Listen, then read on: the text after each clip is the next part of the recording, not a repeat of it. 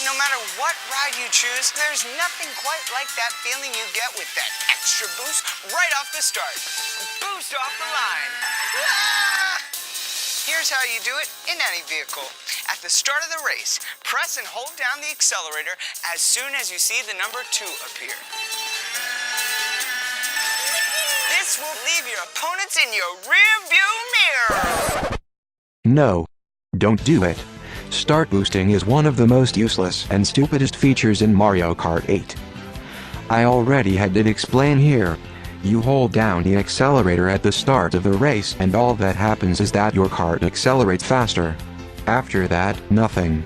For a mechanic that works in a game that's all about luck and item-based placement racing, what's the point?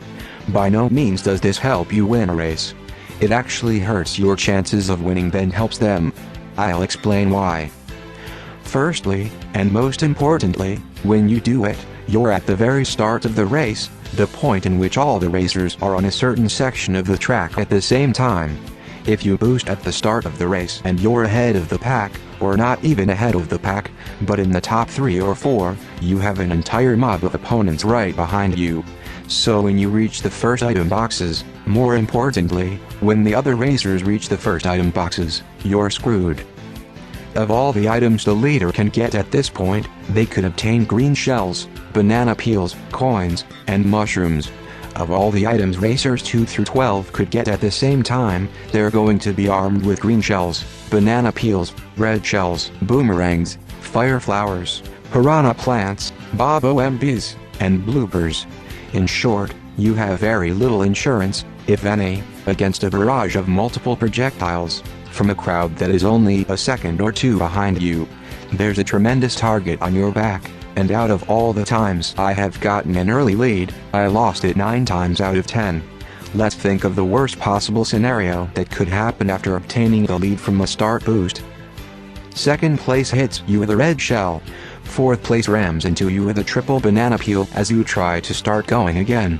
7th place gets a piranha plant and you're in its way. 9th place throws a green shell and ricochets into you.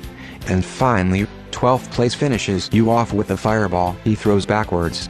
5 different times you get hit, all because you decide to drive in front of everyone else.